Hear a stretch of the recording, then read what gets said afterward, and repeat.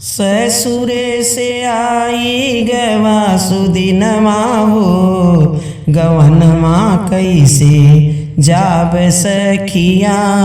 ससुरे से आई गवा सुदिनमा हो, गवनमा कैसे जाब सखिया।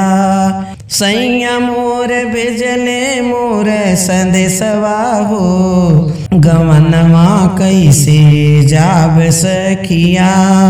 ससुरे से आई गवा सुदिनमा हो, गवनमा कैसे जाब सखिया।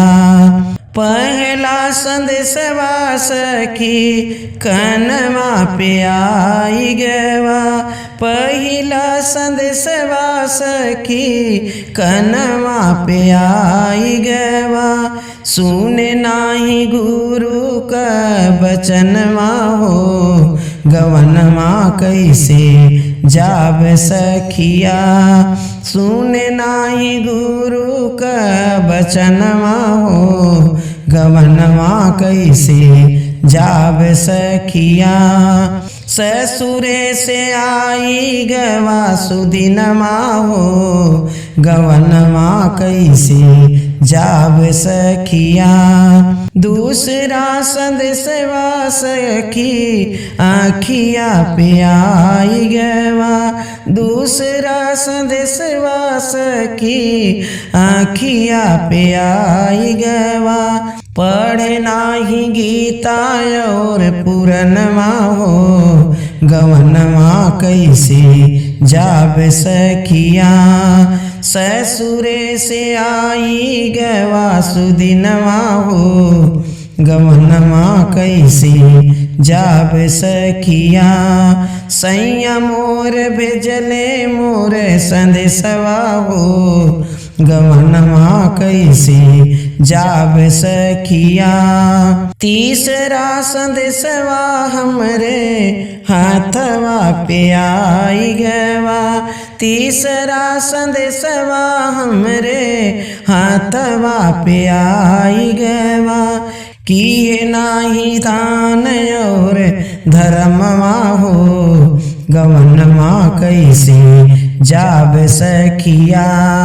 ससुरे से आई गवा सुदिनमा हो, गवनमा कैसे जाब सखिया। चौथा संदेशवा हमरे घोड़वा पे आई गवा, चौथा संदेशवा हमरे घोड़वा पे आई गवा। नाही की है तीरथ चारो धमवा हो, ससुरवा कैसे जाब सखिया। ससुरे से आई गवा सुदिनमा हो, गवनमा कैसे जाब सखिया। हरे हरे बांसवा क डोलिया बंधाए, हरे हरे बांसवा क डोलिया बंधाए। सजना लाल लाल डाले पिया ओहरवा हो, गवनमा कैसे जाब सखिया। लाल लाल डाले पिया ओहरवा हो, गवनमा कैसे जाब सखिया।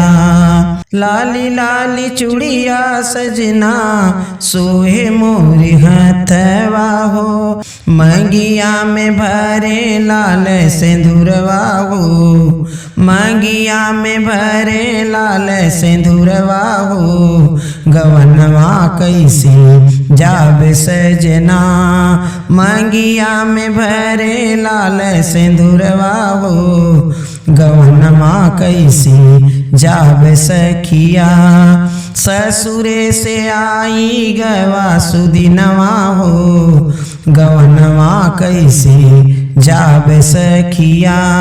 चार कहार मिलके डोलिया उठई, चार कहार मिलके डोलिया उठई। लई जई पिया के भवनवा हो, गवनवा कैसे जाब सजना। छूटी जई नैहरे क लोगवा हो, गवनवा कैसे जाब सखिया। ससुरे से आई गवा सुदिनवा हो, गवनवा कैसे जाब सखिया।